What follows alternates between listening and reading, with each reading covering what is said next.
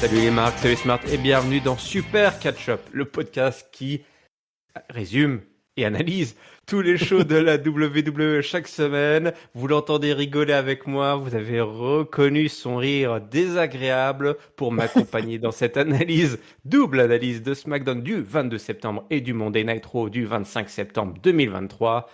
Évidemment, c'est lui, le vilain, c'est Giscal. Salut Guerrev, salut tout le monde. Je rigolais parce que je me disais, tiens, le podcast ne transpire plus le catch, mais c'est vrai que ça y est, enfin l'été arrive à son terme, mais même s'il fait encore très chaud, donc peut-être qu'en effet il y a un petit peu moins de sueur Il y a un chez peu toi moins de dans le sueur. studio. Ouais. Eh, Bah, le soleil pousse un peu, mais derrière les nuages, hein. Le temps est couvert voilà. ici, et le Euh, soleil pousse. Mais c'est vrai, tu as raison, on transpire toujours le catch. Et ben bah voilà, oui. un petit botch dans mon annonce. Que serait le catch? Et ça, c'est la vie, c'est aussi des erreurs qui arrivent, et il faut voir qu'est-ce qu'on en fait. Qu'est-ce qu'on en fait? On tombe et on se relève. Bah oui, tout comme John Cena est tombé plein de fois, Ah, et il s'est relevé autant de fois. Si ce n'est plus, je pense que John Cena s'est relevé plus de fois qu'il n'est tombé. Je sais pas comment exactement il a ce que fait. je voulais te Hein. dire. Ouais, je sais pas comment il a fait, mais il a réussi cette prouesse en effet. Oui. Ah bah c'est pour ça qu'on l'appelle le GOAT. Hein. T'as vu, on en avait parlé la semaine Oui. dernière et le Le goat, Greatest goat, of All goat. Time, c'est vraiment son Ouais. surnom officiel pour les mois à venir. Vous allez en bouffer du GOAT. Il est tout excité, John Cena, hein. Oui. On a dans l'Arizona là, dans le désert de l'Arizona, il est tout excité. Voilà, il nous fait un petit récap de ces dernières semaines. Il veut un match. Il veut taper. Il veut taper sur la tête, sur la caboche. Surtout, il est un peu énervé par la Bloodline, Giscal, hein, Oui. qui qui n'est pas. Il arrive un peu à la fin des festivités, le Johnny, mais il est énervé par la Bloodline. Et pour l'accompagner dans ce match qu'il désire tant, il a trouvé un partenaire phénoménal. Alors j'espère que vous avez capté hein, la petite perche que vous attendu. L'allusion. Mhm. Le GOAT, évidemment, AJ Styles débarque, fait son entrée. La foule est très contente. Elle veut John Cena et AJ Styles contre la Bloodline. Oui, oui, oui. La foule répond yes, yes, yes. AJ Styles dit, vous voulez la bagarre? Eh ben, venez chercher la bagarre. Et Jimmy arrive avec Solo. Il monte sur le tablier. Hop, petite provocation. Et ils redescendent. Ils s'en vont. Pas ce soir, pas tout de suite, pas maintenant. Il faut que ça soit en temps et en heure Officiel. et en lieu Ouais. voulu, selon les désirs de la Bloodline, même si on se demande aujourd'hui qui pilote la Bloodline, en coulisses, tu pourras répondre à ma question, Giscale, juste après, mais en coulisses, dans la foulée, Adam Pearce a été convaincu de la proposition de John et de AJ de faire un match contre la Bloodline officielle, hein, de rendre officiel ce match, mais on va attendre la réponse de Paul Heyman, qui lui doit attendre la réponse de quelqu'un, mais la réponse de qui, Giscale? Oui, c'est ça un peu la question cette semaine. Moi, j'ai été un peu perturbé par ce segment d'intro. Justement, je trouve que ça manquait un peu de substance, ce segment. Je trouvais que des deux côtés de la barrière, entre guillemets, puisque Sina, bon, voilà, un peu pilote automatique, il ouvre l'émission, il nous a fait sa petite version de Previously on SmackDown, hein, il rappelle un peu les événements depuis son arrivée, tout ça, il plante un peu le décor.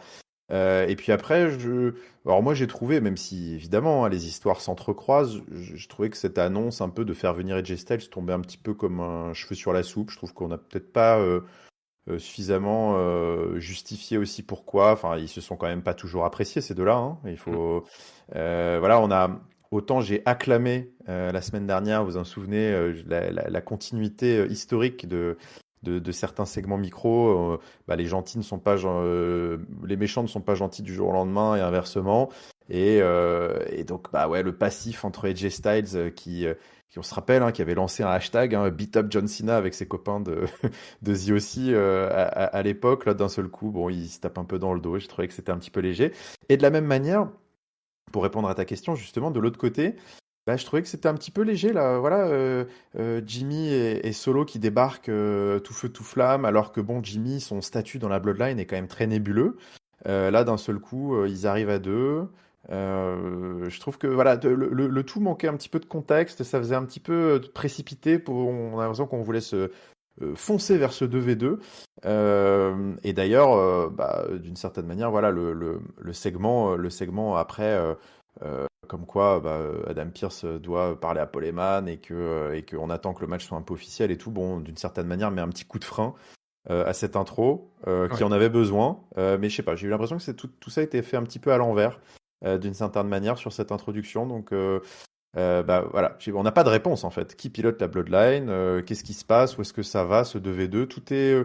Voilà, je sais pas, je sais pas, j'étais un petit peu dans le flou sur cette intro, moi. On n'a pas pris notre temps. On n'a pas pris notre Ouais. temps, t'as raison, je suis d'accord avec toi. C'est vrai que je trouvais, d'ailleurs, que cet opener était très rapide, très expédié, et bah, je pense que tu as mis les mots sur le mal, les mots sur les mots. Effectivement, contrairement aux louanges que nous avons portées la semaine dernière sur les autres storylines qui font preuve, qui ne font pas preuve d'amnésie, là c'est vrai qu'on aurait aimé peut-être une semaine, toi, le temps de moins d'une semaine de trouver une bonne raison à AJ Styles d'accepter de se mettre avec John Cena. Alors AJ Styles n'aime pas la Bloodline, certes, d'accord. La Bloodline s'en est pris un petit peu à son clan. Mais de là à faire team up avec John Cena qui arrive de un peu de nulle part, voilà, le mec qui était absent pendant des années, il revient, il pourrait lui dire bah écoute, tu débarques dès maintenant, tu veux te frotter à la Bloodline, tu m'invites là, tu me mets devant le fait accompli. Bon, voilà, sans forcément faire redite avec ce qui se passe du côté du show rouge où tout le monde est un petit peu tendu et que personne fait confiance à personne. Mais c'est vrai qu'on aurait apprécié surtout que AJ Styles versus John Cena, tu parlais du beat up John Cena, là on est passé du beat up John Cena à team up with John Cena, hashtag, en une semaine, mais c'est comme une rivalité énorme. Voilà, tout le monde s'en souvient. Donc c'est vrai que Ah ouais, ouais. ça aurait C'est mérité historique. Hmm. un peu plus de temps de travail dans la salle des scénaristes. Mais on va retrouver tout ce bon monde, hein, t'inquiète pas. Ou presque, Oh à non, je peu suis pas près. inquiet. Oh, oula, oula, oula. C'est SmackDown, il y a que 2 heures, mais on va les revoir. On va les revoir. On revoit aussi la LWO. Pour ton plus grand plaisir, Rey Mysterio et Santos Escobar qui affrontent ce soir les Street Profits, donc accompagnés d'un côté par la belle Zelina Vega et accompagnés de l'autre par le beau Bobby Lashley. On l'a rappelé, hein, c'est un peu une guerre de pouvoir qui se joue dans le show bleu, une guerre de pouvoir entre les différentes factions qui, bah voilà, on a parlé de qui dirige la Bloodline. La Ah, mais question est plus large, c'est qui dirige SmackDown SmackDown? Eh qui oui. dirige SmackDown. Et on va peut-être avoir un début de réponse, Giscal, dans ce match qui oppose donc nos fiers Mexicains à nos fiers Afro-Américains du Street Profits et de la LWO. On a donc un match, ma foi, tout à fait solide entre les deux équipes. On a sur la fin Jello Dawkins qui balance un Rey Mysterio à l'extérieur du ring par-dessus la troisième corde et qui atterrit sur Montesford. Ensuite, Mysterio se fait attaquer par Bobby Lashley dans le dos de l'arbitre. Donc intervention de Bobby Lashley, mais ça crée un petit peu la confusion générale. C'est un peu l'histoire qui va être nous racontée là ce soir, Giscal. On crée déjà de la confusion, déjà qu'on est confus par le positionnement de Ah oui. de cette équipe, de cette faction, mais ça, on crée de la confusion dans de la confusion. Donc c'est Inception là. Dawkins qui va en profiter pour placer sa prise, mais il se fait contrer par un roll-up de Mysterio, parce que Dawkins est un peu perdu. Qu'est-ce qui se passe? Pourquoi t'interviens, Bobby? Qu'est-ce que c'est ce bordel? Et donc, victoire des Mexicanos LWO. Bobby Lashley n'est pas content. Bobby content n'est pas Lashley. Après la défaite des Street Profits, il le fait savoir, hein, il les menace. Il dit, bah voilà, si vous n'arrivez pas à régler ce problème, vous allez retourner à la cafette, hein, à la cantine, et puis je trouverai quelqu'un d'autre pour m'occuper du business. Voilà, c'est un petit peu le business un petit peu hurt là au sein de cette nouvelle association avec Bobby Lashley. Bah oui, exactement. C'était l'histoire du match. C'était l'histoire du match. Il va sans doute se passer des choses. Il va y avoir du changement. C'était un peu la semaine dernière, on avait évoqué le fait que bah c'était pas non plus ultra clair le positionnement. Tu l'as rappelé. Est-ce qu'ils sont méchants? Est-ce qu'ils sont gentils? Bon, ça sent les méchants, hein, clairement, hein, les Oui. costards, machin. Ça roule des mécaniques. Ça intervient face à une faction gentille pour les tabasser un peu. Et en même temps, Bobby Lashley joue vachement avec la pop du public pendant son entrée. Mm. Il y avait ce détail qui parfois n'en est pas forcément un. On se rappelle la semaine dernière les Street Profits qui étaient placés dans le coin des babyface sur leur match tag team. On se demandait, oh, tiens, c'est quand même étrange. Ça va être travaillé, ça. Bon, ouais, cette semaine, moins de confusion ils ont changé de coin. À moins qu'ils aient inversé les caméras, mais je ne pense pas. Donc ils ont changé de coin. Cette fois, ils catchaient bien comme des heels. Et puis de manière plus générale, on a senti quand même le style de match qui était beaucoup plus voilà, on voulait mettre en avant le style high flyer des LWO, baby, enfin, Ouais. donc il y avait, je trouve, un petit peu moins d'ambiguïté, mais il manque le dernier coup de marteau en quelque sorte, un peu sur le clou du booking des Street Profits et du Hurt Business 3.0, peu importe comment on veut les appeler, et on sent que ça va venir parce que Lashley, voilà, il n'était pas content de cette fin de match. Un petit peu foiré, même s'il peut aussi peut-être s'en vouloir un petit peu. Tu fais bien de le rappeler. Enfin, son intervention a peut-être créé un peu plus de confusion qu'autre chose. Mais en tout cas, toujours est-il que voilà, il est pas super super heureux de ce résultat, et donc fatalement peut-être que c'est ça qui va pousser les Street Profits et Bobby Lashley à être vraiment à se transformer en faction heel destructrice, et peut-être je sais pas, il va peut-être leur resserrer la vis, leur dire bon les gars, voilà, si vous voulez pas que ça pète, va falloir se remettre la tête dans le game, et commencer à être un petit peu plus violent. Ouais, en tout cas, j'ai trouvé que c'était une bonne. Ce match était à la fois. Oui, il était bien fichu. Je trouvais que c'était cool de donner une petite victoire à LWO, de donner des petits éléments scénaristiques un peu à cette faction qui en manquait, hein. C'est vrai qu'ils avaient été un peu parachutés d'un seul coup avec Bobby Lashley. Ils se sont mis à mettre des costards, on les voyait avec une garde-robe en coulisses et tout. Et ça manquait peut-être un petit peu de storytelling. Là, j'ai l'impression qu'on va en avoir pour enfin justifier le grand tournant de cette équipe. Donc, voilà, je trouve que c'était un segment qui était plutôt bien ficelé de mon côté. Ouais. Ouais, je suis d'accord avec toi. Globalement, c'est un bon segment. Et puis, voilà, Bobby Lashley qui tire les bretelles du Street Profits, ça peut amener à peut-être clarifier le positionnement des Street Profits, et pourquoi pas utiliser ce petit moment-là de remontrance par le manager pour, je sais pas, changer la musique, toi, changer leurs entrées, vraiment assumer complètement qu'ils sont heal pour que dans l'esprit des gens, il n'y ait plus aucun doute, plus aucun Ouais. doute. Mhm. Et parce que c'est une jolie faction, hein, mine de rien, quand même. Ouais, il y a un beau potentiel, hein, Il y a un beau clairement. Bobby potentiel, ouais, Lashley, ouais. c'est pas Ah ouais. n'importe qui, un multiple champion du monde, ex-top main eventer. Enfin, c'est clairement c'est une sacrée tête de proue quoi pour la faction. Et puis les Ouais. Street Profits, c'est quand même une super équipe aussi, multiple champion par équipe, je pense. Enfin, je pense Ah pas. oui, oui, oui, oui, ils ont été Ouais, non, à NXT, c'est- ils ont été à Raw et SmackDown aussi, je crois, hein. Ouais, ouais, Ils ont donc, fait donc les c'est, deux enfin, brands. sur le papier, c'est à la fois dans le ring et hors du ring, puis en plus au micro, Montez Ford et Angelo Dawkins, on sait qu'ils sont très très très à l'aise. Bobby Lashley peut avoir ses fulgurances dans un certain registre, on va dire, hein, mais c'est pas, enfin ouais, ouais, sur le papier, il y a quelque chose de top à faire, et je pense que voilà, ce qui leur manque, c'est peut-être ce qui va se dérouler sur les semaines à venir. C'est un petit peu plus d'écriture pour leur faction, et ça me plaît bien. Direction de la division féminine pour un match. Là, tu veux nous dire si ça t'a plu également. Visiblement, d'après nos sources internes, externes, le segment, le quart d'heure qui a Oui. produit le plus de spectateurs. C'est ça, d'après les sources. Ouais. Voilà, voilà. Après, voilà, Giscard voilà, a suranalysé le truc en disant, bah attends, je comprends pas ces chiffres, hein, on comprenait pas. Qu'est-ce que ces chiffres Moi, voulaient c'est mon dire? côté auditeur. Tu sais, moi, C'est dès sur que j'ai le des chiffres, Discord. Sur ouais. le Discord, on a des Discorders, des auditeurs qui viennent nous balancer des chiffres. Alors, tu sais, c'est comme dans les sports américains, pour te trouver des records, on va dire, bah voilà, Ah, c'est ils sont, le ouais. mec qui a atteint les 350 passes en 3 matchs, en demi-temps sur 3 matchs, dans sa troisième année de contrat, le plus Ouais, rapidement possible. exactement. en, Donc en là, jouant on en avec est des à, à choses me à rouges. me à me donner maintenant, on en est à me donner les ratings par quart d'heure carrément. Alors, tu vois, c'est Et voilà. vraiment histoire de trouver toujours le meilleur angle. Bientôt, ce sera, écoute, c'était les 5 minutes les plus hautes du show, et puis bientôt la minute peut-être, je ne sais pas. Ouais. Écoute, en plus, je suis allé voir la source de ce truc, et effectivement, c'est un site que tu payes, hein, Réputé. tu Ah, payes, et puis un abonnement, hein, et puis ah tu oui. as accès à des insights sur bah, les analyses des audiences au quart d'heure près. Bon, voilà. D'accord. Pour ceux qui aiment les chiffres, n'hésitez pas à vous abonner, puis vous nous direz, hein, vous ferez goûter, vous ferez partager un petit peu sur Ah oui. notre Discord, le Bientôt, lien est on dans a la tous les stats. description. Ouais. Mm, mm.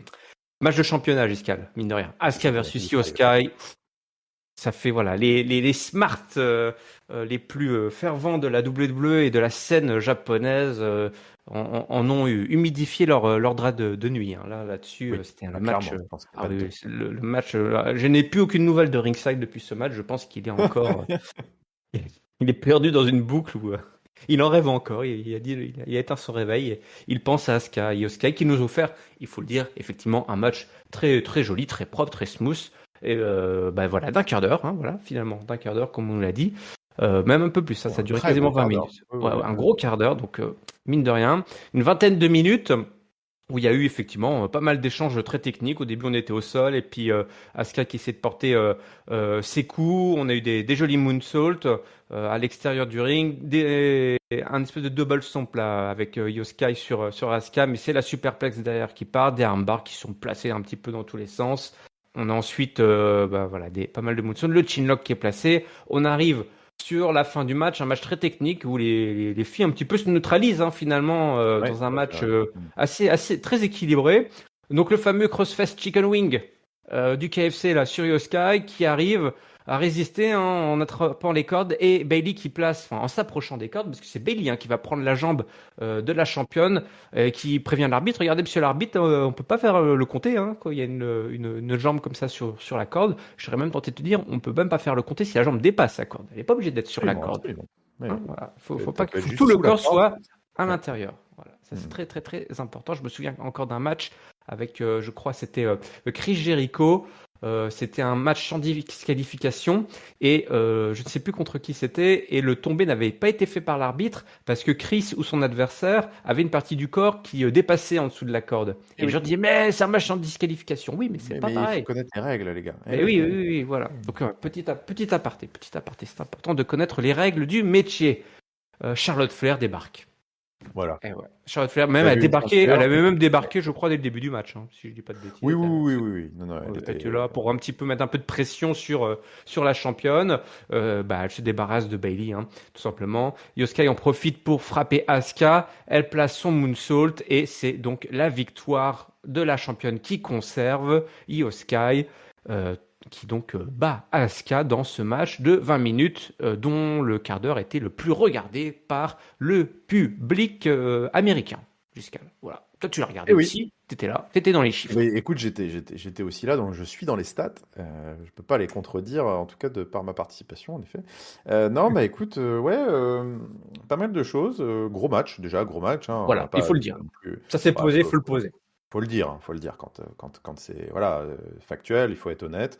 Pas un match que j'attendais énormément, mais Et ça, il faut le clairement, dire aussi. faut le dire aussi, je pense qu'on peut le dire. Mais j'ai été bien diverti, très sympa. Je trouvais bon un match qui avait un objectif, je pense assez clair, hein, qui était de crédibiliser Io Sky. C'était sa première, si je ne m'abuse, défense de titre. Non, je crois qu'elle avait battu Zelina Vega, il me semble. Ah ouais, Ils ouais, avaient envoyé rapidement Zelina Vega, mais c'est quand même là un autre statut. Là. ouais, c'est un autre statut. Et donc clairement, voilà, on était dans une campagne voilà, de crédibilisation d'Io Sky. D'ailleurs, tout le match était construit dans ce sens-là, était plutôt intelligemment construit, j'ai trouvé. Voilà, 19 minutes pour montrer que elle est capable de faire jeu égal face à bah, une ex multiple championne, elle aussi, ex qui faisait des main events de la scène féminine. Et j'ai trouvé que c'était plutôt habilement fait parce que voilà, on avait ce côté, comme tu l'as dit, chacun avait ses forces et pas vraiment de faiblesse. C'était plutôt bien fait, c'est-à-dire que Io Sky, voilà, ils ont bien accentué sur le fait que son domaine d'expertise c'était les airs. Et ils ont en même temps mis en avant le fait que bah, Asuka avait des armes à faire valoir, mais était un peu moins forte sur ce terrain-là. Et que par contre,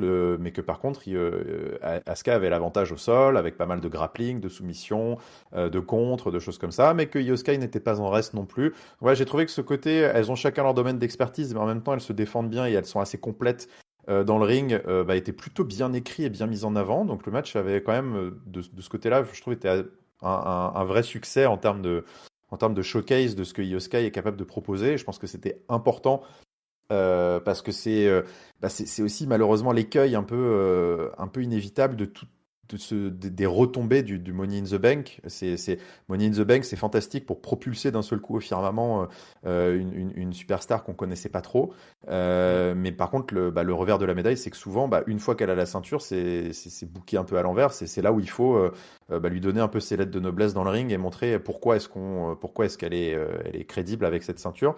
Bah écoute, ce match, voilà, ce match, je trouve, a plutôt bien géré ce sujet-là. Elles ont clairement accroché le public.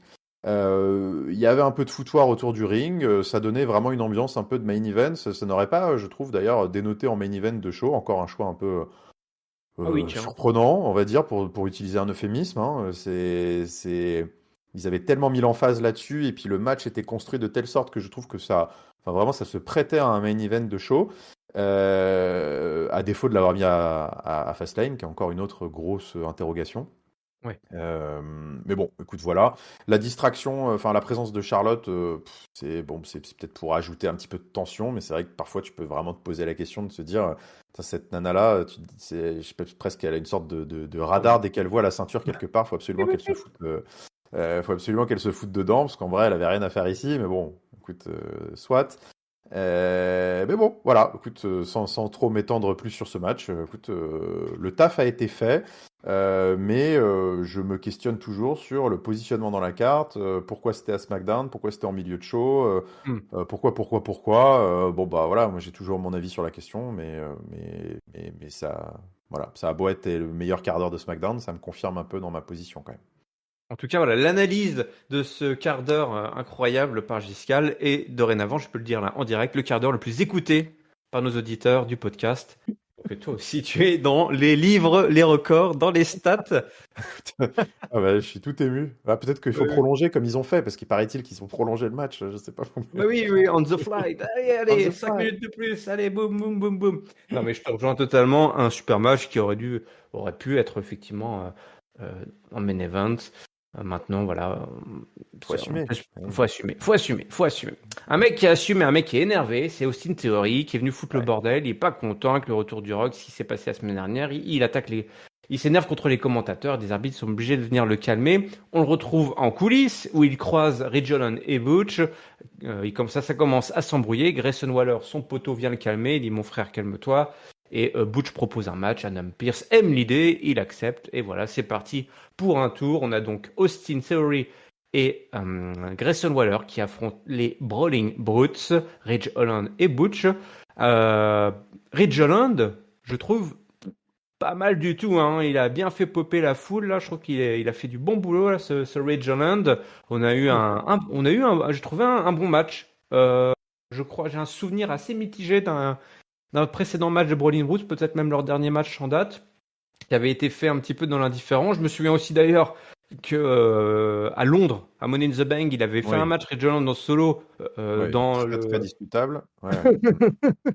dans un silence de cathédrale, alors que le mec, quand même, enfin, Alors qu'il est c'est une régional, faction quoi. locale, quoi, c'est le régional et Ouais, tout. Le ouais. mec, c'était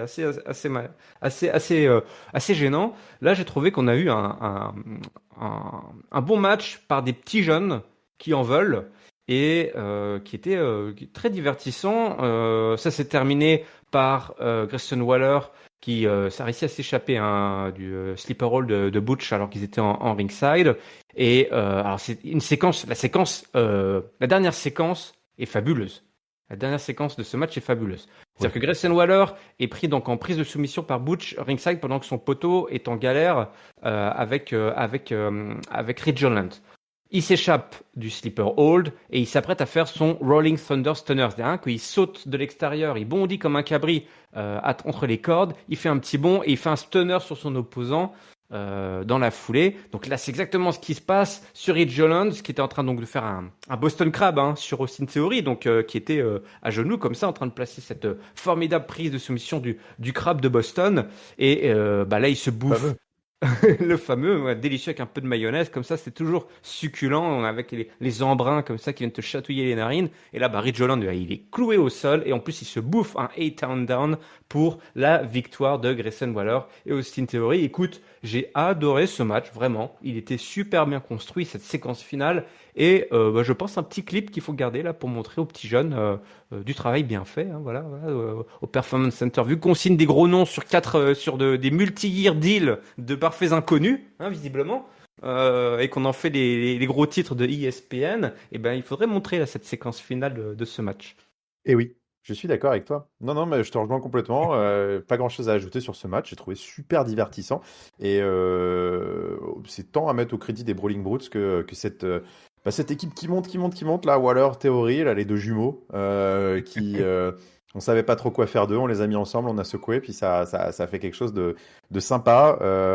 Non, non, très très cool. En effet, pas vraiment souvenir d'avoir un match aussi plaisant des Brawling Brutes, parce que je te cache pas, bon, moi j'aime bien le trio qu'ils faisaient avec Sheamus. Ouais. J'avais beaucoup d'inquiétudes sur bah, qu'est-ce qui se passerait le jour où Sheamus serait pas trop là. Euh, Globalement, ça se vérifie, hein, parce que c'est pas enthousiasmant. Mais voilà, on peut pas leur enlever que cette semaine, en tout cas, ils ont été au niveau. J'ai trouvé que c'était très très sympa à regarder les Brawling Brutes.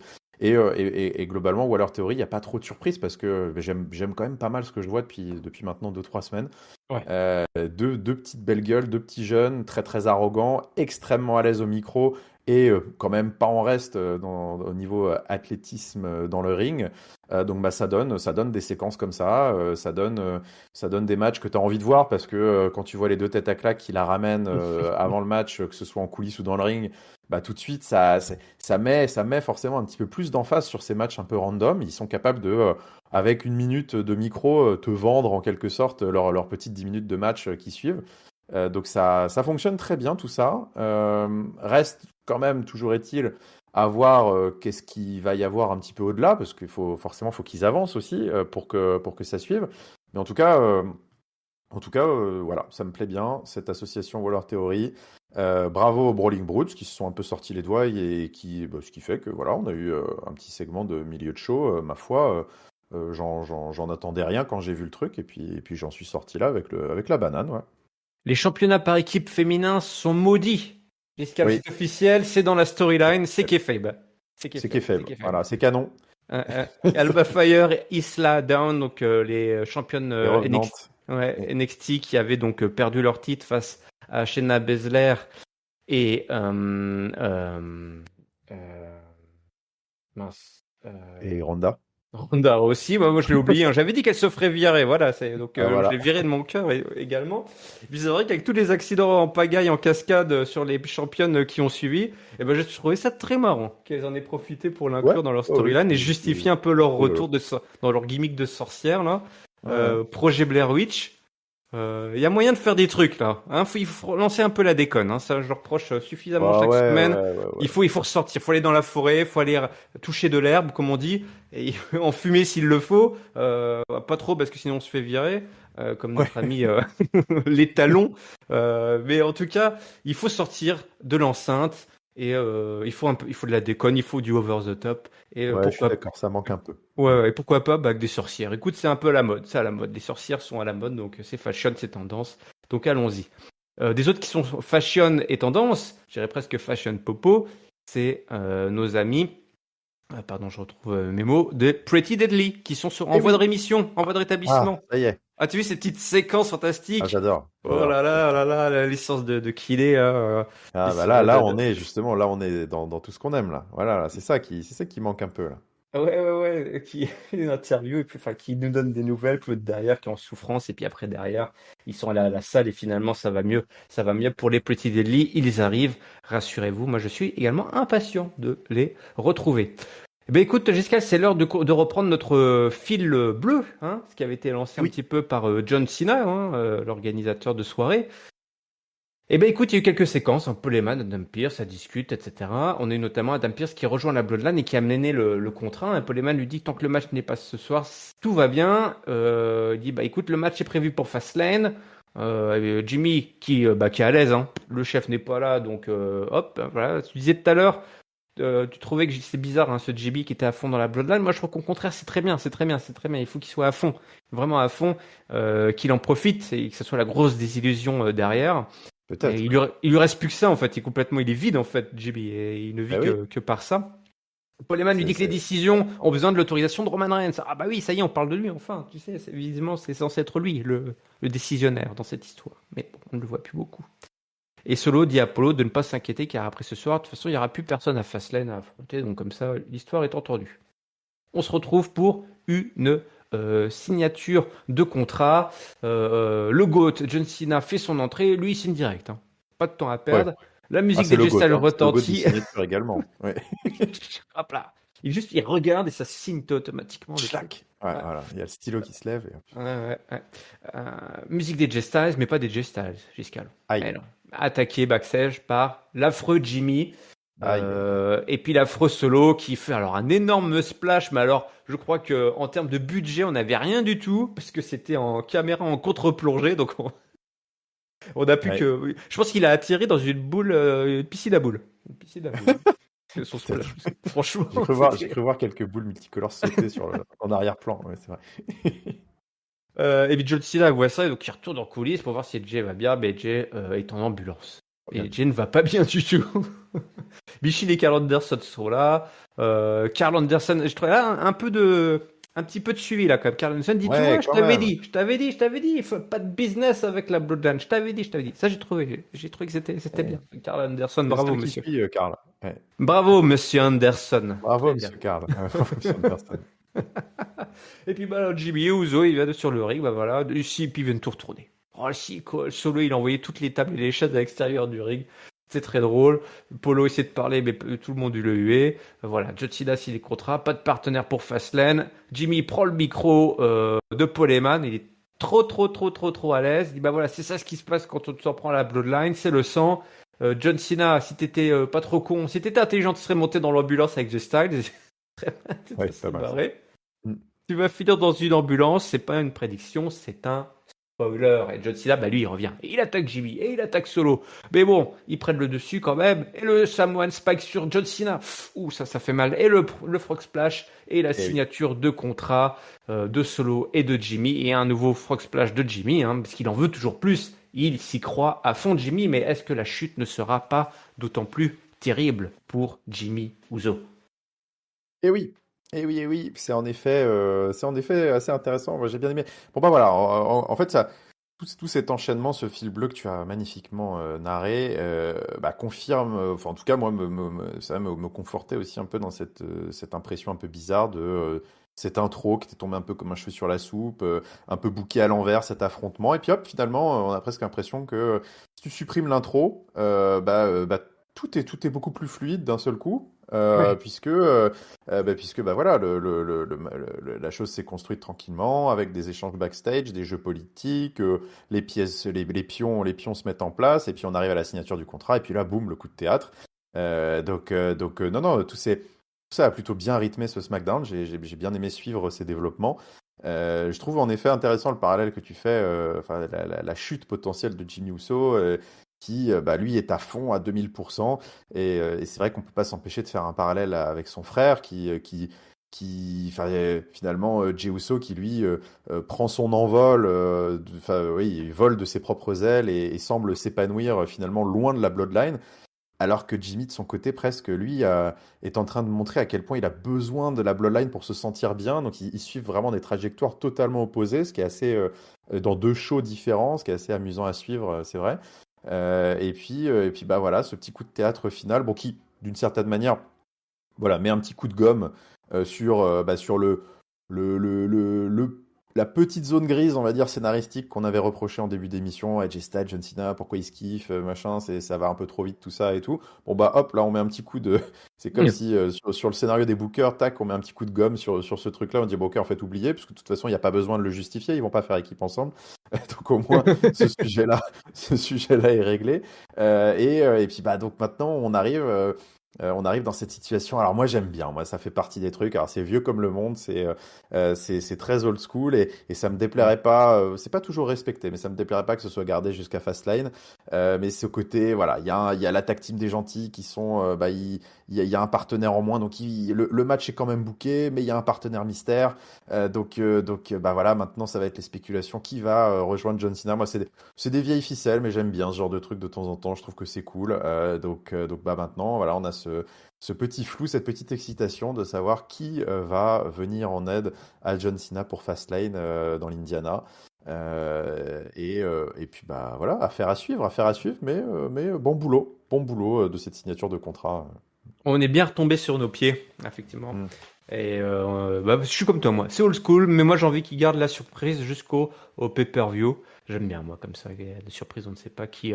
Mm. Tu y crois, un retour de AJ Styles Non, non, pour non, faire. ça me paraît très Ah, contre-productif là. A priori, l'idée c'est vraiment je pense, de booker une surprise. Donc, Donc non, j'y crois pas au retour d'AJ Styles. Par contre, forcément, l'avantage, c'est qu'au moins ça prépare des programmes potentiels derrière pour AJ. Ça, c'est Ouais. toujours. Mais bon, voilà, d'abord qu'il se repose. Qu'il se repose. Voilà. Nous, on se repose pas, c'est l'heure du mot de la fin, Giscard, avant d'enchaîner Oui. sur Monday Night Raw. Est-ce que tu veux bien nous partager pour ce SmackDown du 22 septembre 2023 ton flop, si tu en trouves un, ton top, si Ouais. tu en trouves un, et ta note, si tu en trouves une, s'il te plaît. Eh ben, écoute, avec grand plaisir. Donc, bah, écoute, mon top, bah, je vais le donner. Voilà, on en a parlé, on leur a tiré notre chapeau. Ils ont quand même rarement l'occasion d'avoir notre top, donc je vais le donner aux Brawling Brutes. Même si, évidemment, voilà, on peut aussi le donner à Waller et Austin Theory ou au match de manière générale, mais voilà, comme ils l'ont pas souvent, je vais le donner à Rich Holland et Butch parce que j'ai trouvé qu'ils nous avaient fait, ils ont très bien donné la réplique aux deux petits jeunes qu'en veulent, là. Ils ont été de parfaits adversaires d'un soir et ils nous ont offert un match très divertissant en milieu de show pour donner un peu de liant à des SmackDown qui parfois peuvent en manquer forcément avec ces fils très bloodlinesques. Donc bravo à eux. Et puis bah, mon flop, bah écoute, j'ai donné déjà des arguments en intro, mais je vais le donner justement à ce segment d'introduction qui, je trouve, finalement, presque était dispensable et n'apportait pas grand-chose à tout ce qui s'est passé dans la suite de l'émission, qui était pour le coup beaucoup plus organique et beaucoup plus sympa à suivre. Ouais, cette intro un peu bâclée, un peu rushée, un peu hors tempo, qui m'a pas convaincu, malgré la participation du GOAT dans cette introduction, évidemment. Et puis bah, ma note, j'étais sur un 3 d'encouragement la semaine dernière à SmackDown. Je trouve quand même que globalement, on est sur une belle pente. Les programmes se mettent en place chez les filles, chez les Street Profits, avec maintenant ce match tag team mystère qui est booké. Donc je vais Mm. monter un peu ma note et je vais mettre un 3,25. Ça Oh, manque peut-être oui. encore un petit peu de fiesta, de folie, de paillettes, mais on continue d'avoir quelque chose de cohérent qui progresse. Donc 3,25. Ok, ok, ok. Bah écoute, tu as pris mon top et mon flop, tout simplement. Ah, Donc je ne me donnerai pas la peine d'en choisir un autre, parce bah, qu'effectivement, très en bien. flop, Bah, pour moi, le vas-y, hein. flop, il n'y en a qu'un. Le flop, il n'y en a qu'un, c'est Ouais. cette intro, effectivement, qui a été rushée, qui a été un peu bâclée. Et mon top, c'est mon coup de cœur, c'est vraiment les Brawling Brutes. Donc plutôt que de chercher un autre, je leur donne également Ben mon voilà, top, comme ça, double double top, top. comme tu l'as dit. C'est pas sûr qu'on ait d'autres occasions de leur en donner, donc il ne faut pas bouder son plaisir. Et ma note, je vais monter même plus haut que toi. Je vais aller à 3,5. Eh ben voilà. On est vraiment, je trouve, sur une superbe, un beau Ça se rebond. regarde bien. Ouais, un beau Hmm. rebond par rapport à la semaine dernière. Ça se regarde, c'est passé tout seul, je trouve, ça passe tout seul. Il y a pas de faux pas. Et il y a plein, plein, plein de bonnes choses. Même des petites choses, toi, toutes ces petites vidéos sur les Pretty Deadly, ou même cette petite tag team là, qui nous parle des sorcières là, moi ça m'a fait marrer. Comme je dis, tu parlais, il faut un peu de fiesta, bah voilà, pour moi il faut un peu de folie, il faut un peu de kitsch, quoi, un peu de kitsch. Tout ça, on est globalement dans une ère assez sérieuse, hein, avec Triple H aux commandes, tout doit être très sérieux, il n'y a pas beaucoup de place pour la rigolade et pour le loufoque et pour les choses très kitsch. Et je trouve que voilà, on a eu du beau catch entre les cordes, on a eu du temps pour tout le monde et en plus on a un partenaire mystère, oh là là, un petit mystère qui nous attend pour ce pay-per-view. Donc un Mhm. 3,5 pour ce SmackDown. Direction le show rouge. Allez, on monte dans l'avion, empreinte carbone, c'est parti. Direction la Californie. Alors, à Ontario, hein, pas dans l'Ontario, à Ontario, Californie. Au Absolument. début, quand ils ont annoncé ça, qu'est-ce qu'ils racontent? Bah, qu'est-ce que c'est que ce bazar? Ouais. Alors, moi, je veux te dire, si on avait été à Californie dans l'Ontario, on aurait une ambiance de merde. Là, on était à Ontario, en Californie, et une ambiance de folie. Une ambiance de folie, on se serait cru en Europe. On se serait cru en Europe, à l'étranger. Et je dis pas ça parce qu'il y avait 85% d'hispaniques, de latinos dans la salle. Mais à mon avis, ça doit un petit peu jouer parce qu'ils avaient peut-être pas beaucoup de. Ça faisait peut-être longtemps que la WWE était pas passée chez eux. Mais en tout cas, il y avait une énorme ambiance Ah ouais, ouais, je suis dans d'accord. cette enceinte. Je sais pas si tu as ressenti ça aussi comme moi. Non, non, très clairement, ouais, c'était le feu. Et ça a clairement drivé, je trouve, d'ailleurs, pas mal l'énergie de tout le show et l'appréciation de pas mal de segments. Donc, tu fais bien de le souligner parce que, ouais, c'était un beau Ouais, public ce lundi. ça fait plaisir, ça fait plaisir. Nous sommes donc le 25 septembre, le show rouge, évidemment, qui d'autre que Cody pour ouvrir le show, Ouais, puisqu'il il veut nous parler Monsieur de Jey Loyal. Uso, parce que à chaque Oui. fois qu'il veut parler de Jey Uso, bah, il se fait interrompre, il se fait emmerder, il n'a pas vraiment le temps. On nous rappelle quand même quelque chose, c'est qu'effectivement, ça n'a pas été réglé cette affaire de RH. Quelqu'un de SmackDown est censé partir à... Non, quelqu'un Oui, c'est de Raw, vrai quand pardon, est même. censé partir à SmackDown. Voilà, donc ça c'est vrai que ça reste un petit mystère, une petite storyline qui est aujourd'hui bien malin est celui qui pourra deviner qui est recherché, même si on a un petit peu des petites pistes, hein, et pourquoi pas celui qui dit que quelqu'un doit partir, après tout, hein, c'est facile ça, Et de dire que quelqu'un doit partir. Pourquoi pas. Voilà, Jay, voilà, et Cody sont pas super potes, mais voilà, la meilleure décision de Jay était de refuser l'invitation donc faite par le Judgment Day.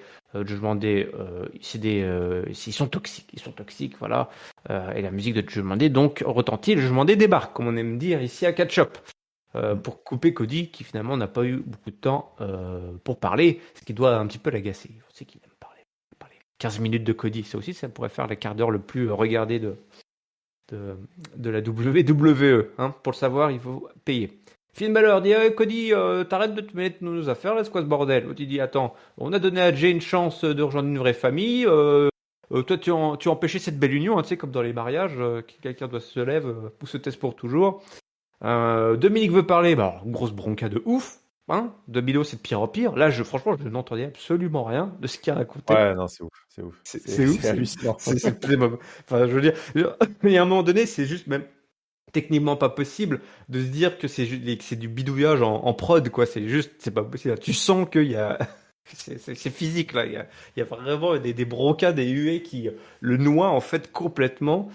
C'était assez cool. Bon, il se prend un petit taquet par Cody, que voilà, qu'il a une famille. Il avait déjà une vraie famille, mais ils peuvent pas le blairer.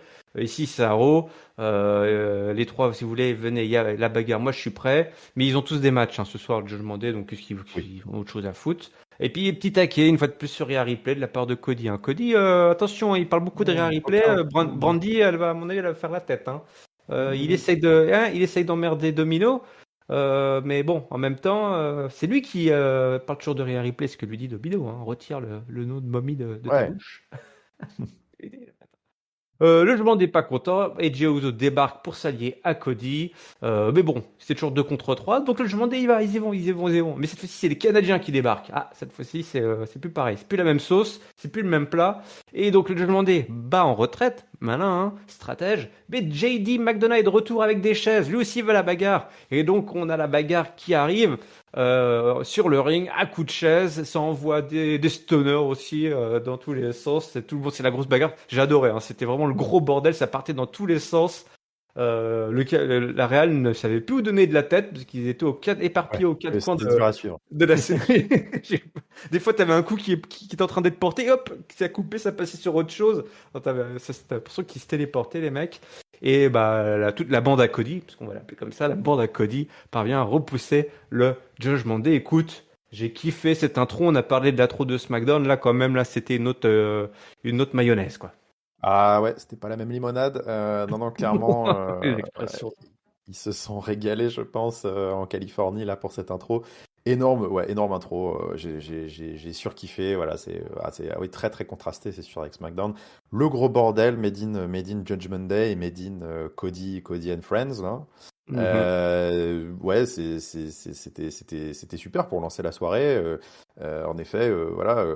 Cody Rhodes qui vient nous reparler un petit peu de ces sujets en cours avec Jey Uso, avec le fait qu'il y a un mec qui doit partir à SmackDown, le Judgment Day qui vient foutre la merde comme d'habitude, qui nous rappelle qu'ils ont des matchs ce soir. Enfin bref, voilà, on plante le décor un peu de toute l'émission Yes. avec les matchs ce soir, l'absence de Rhea Ripley, enfin tout est, on y passe et puis là, et puis après. Bien, vraiment, j'ai trouvé visuellement c'était très cool là, le côté Judgment Day qui s'en va et JD McDonough qui arrive avec deux chaises là comme ça Ouais. derrière eux et du coup Ouais, une vraie tension qui est construite. Ils ont vraiment pris leur temps, ouais, quoi. ils ont vraiment pris leur temps et puis Finn Balor lui qui est complètement convaincu mais Damien Priest pas du tout et Rey Mysterio Oui, il me c'est-à-dire fait de plus en plus qu'effectivement, tu as penser à raison, son père. j'ai loupé un truc, c'est que Damien Priest ne voulait pas, à un moment donné, il dit, bon Oui, voilà, on bat en retraite, et puis finalement, les autres, ils y vont quand même, et puis finalement, bah, il y va aussi, Damien Priest, c'est très important, à vrai dire, ouais, il il y arrive va hors aussi, timing en fait. mais Oui. voilà, hors timing, et du coup, il se retrouvait scellé et passé à tabac par, par les 4 autres. Et, Et du et oui. coup, c'est ce qui va créer un petit peu la tension de cet épisode. Et c'est ça, parce que Gigi McDonough, il arrive, il fout encore un petit peu le bazar, et en même temps, voilà, il dit, attendez, regardez, regardez les gars, j'ai 2 chaises, venez, on va les J'ai tabasser. deux chaises. Donc Finn Balor, lui, est très content. Bah oui. Et Damian Priest, ouais, il se dit non, non, mais on n'y va pas, ça change rien, on n'y va pas, quoi. Et ça me fait marrer Dominique Mysterio qui, lui, était un peu entre les deux. Tu sais, il se dit, bah, tu Quel sais, papa il regarde écouté. Damian Priest, il se dit, mais regarde, ils y vont, faut qu'on y aille, on n'a pas le choix, tu vois, il faut y aller. Et donc, et en fait, c'est cette petite hésitation qui leur coûte, en effet, la victoire, en quelque sorte, dans cette brawl. D'ailleurs, je pense que c'était notre ami Michael Cole qui a rappelé, il dit oui, oui, ils ont le numbers game, mais ils ont pas la cohésion, et c'est ça qui fait que bah, ils se font un peu avoir. Donc ouais, très très très belle intro, beau bordel, mais bordel annonciateur de plein de choses dans l'émission, et c'est ça qu'on veut voir, quoi. Ouais. Bon, on en reparlera de tout ce beau monde évidemment, puisqu'en plus, je l'ai dit, hein, il y a tous les titres de Judgment Day masculins seront En défendus. jeu. Mm. Ouais, Alpha Academy, c'est pas très bien passé pour Chad Gable la semaine dernière, bah c'est pas bien passé pour Otis non plus face à Bronson Reed dans un combat de gros bulldogs, de buffles, de boules, de bibendum. C'était assez incroyable. Il y avait quand même plus de 300 kilos de barbac sur le ring. C'était magnifique. C'était les jumeaux. C'est dans quoi? C'est dans Alice au Pays des Merveilles là. T'as deux jumeaux en forme de boule. Oui, c'est dans Alice au Pays des Merveilles là. Ouais. Humpy Dumpy, je sais pas quoi. C'est des deux gros idiots avec leur petite casquette rouge avec une hélice. Et puis qui sont un peu neuneux et qui sont tout gros en forme de boule. Bah là, ça faisait ça, ça faisait un effet miroir. Franchement, j'ai adoré ce match. Otis contre Bronson Reed. Bah, c'est un jeu de qui est le plus fort. Au début, ça se met des close lines, ça veut pas tomber. Puis ça finit par quand même à réussir à se faire tomber. On a eu la chenille, la chenille, le caterpillar d'Otis. C'était fantastique. Parce que c'est quand même, faut se dire, le mec fait 150 kilos. Il faut réussir à le faire, ça, hein, la chenille. C'était Oh beau. oui. Il se lance pour un splash depuis la deuxième corde, mais Big Bronson Reed l'évite et lui fait donc son running senton. On se retrouve après sur le coin et le tsunami pour le compte de 3 et au bout du compte donc la deuxième victoire de Bronson Reed sur les membres de la Alpha Academy. La pauvre Maxine Dupuis va se faire bouffer toute crue la semaine prochaine si tu veux mon avis, Giscal. D'ailleurs, avant de rebondir là-dessus, un petit peu plus tard, on a retrouvé la Alpha Academy, ça n'allait pas très très fort. Dit bah écoute, il y avait Gable était là. Il n'y a pas de honte, on va étudier le match, on va regarder qu'est-ce qui s'est pas, voilà, le coach film, on va regarder tout ça. Et puis là, il y a Ludwig Kaiser d'Imperium qui est venu un petit peu les charrier, qui est venu faire un petit peu de gringue encore à Maxine. Otis, voilà, c'est l'Alpha Academy des losers, quoi. On est content parce qu'on a perdu. Et à ce moment-là, Gable dit à Kaiser de prévenir son patron que lui a toujours les yeux rivés sur le titre intercontinental. Yes.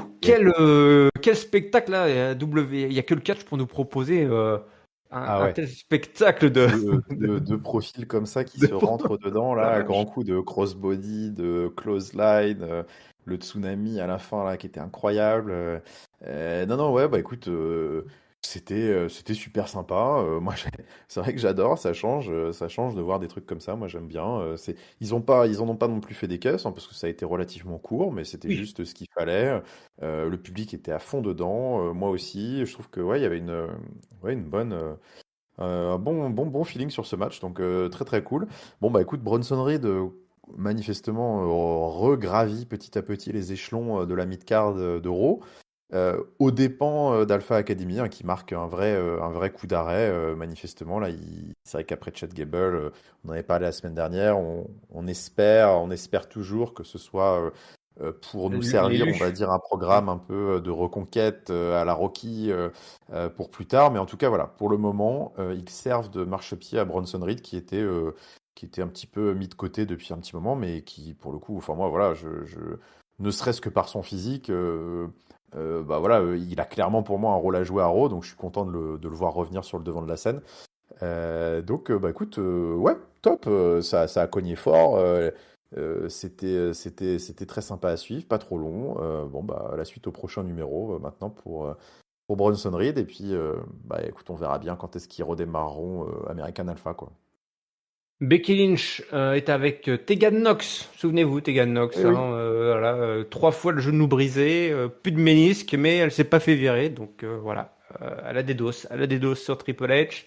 Et puis Becky Lynch, utilise un petit peu les rumeurs de la semaine dernière qui disaient que Natalia, finalement, c'était pas elle qui était prévue. Visiblement, ça aurait été Tegan Nox. En tout cas, Lynch était étonnée, mais pourquoi j'ai fait un Open Challenge? Je pensais que tu viendrais. Alors, on va peut-être lui expliquer le principe de l'Open Challenge, hein, Becky Lynch. Hein, si elle veut désigner une adversaire, il faut qu'elle le dise, hein, plutôt que de faire des Open Challenge et de dire bah, pourquoi c'était pas toi.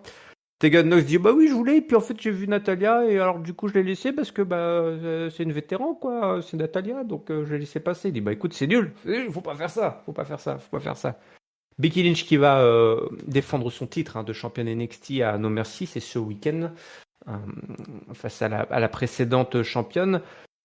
Donc Tegan Nox qui va se retrouver en embrouille avec Natalia dans une séquence backstage avec Adam Pearce qui va booker le match en lui disant écoutez les filles arrêtez de vous battre ce soir je fais match et la gagnante sera la prochaine contender pour le titre de Becky Lynch et c'est tout simplement Tegan Nox qui va remporter le match avec son Shining Wizard face à une Natalia toujours là pour perdre s'il le faut, pas de problème Natalia, merci beaucoup d'être toujours présente. Hein, c'est un outil très pratique à la WWE.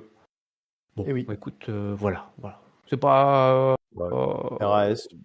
ouais, RS. Ouais. Vraiment aucune hype là-dessus de mon côté. Non, moi non plus. Ok, super. Ben écoute, on va aller directement voir ce qui se passe du côté du titre intercontinental. J'en avais parlé. Hein. Chad Gable a toujours les yeux sur le titre intercontinental, mais il n'est pas seul puisque c'est Et oui. Tommaso Ciampa qui est en chasse et il affronte ce soir Ludwig Kaiser. On a eu une petite vidéo un peu plus tôt où Kaiser a cherché des embrouilles en lui disant écoute, si tu vas chercher Gunther, c'est sur moi que tu devras passer en premier. Hein. Voilà, le lieutenant, hein, le lieutenant. Tommaso Ciampa versus Ludwig Kaiser. C'est parti, mon kiki. Un match avec Giovanni Vinci qui est évidemment dans les parages, qui va foutre évidemment un petit peu le bordel avec un match entre Tommaso Ciampa et Kaiser. Vinci se fait sortir par l'arbitre carrément. Pendant ce temps-là, Kaiser place son running knee à Ciampa. Le compte 1, 2, 3, 4, 5, 6, 7, 8, 9, 10. Mais non, mais l'arbitre est toujours occupé par Giovanni Vinci, là, qui a fait le con, là, qui a merdé, et qui empêche donc son partenaire de remporter le match. Et Ciampa qui est pas con, mais il en profite. Le gros coup de genou, là, paf, comme ça. Hop, petit sauté carpé, tac, à Kaiser dans les dents pour le compte de 3. Et donc, victoire de Tommaso Ciampa qui donc se rapproche tranquillement mais sûrement de la ceinture, ce qu'il désire donc le plus. Et puis on a un petit peu plus tard une séquence de drame, hein. Le drame chez nos amis allemand, autrichien, italien. Gunther est furieux, Giscal, contre Vinci et Et Kaiser.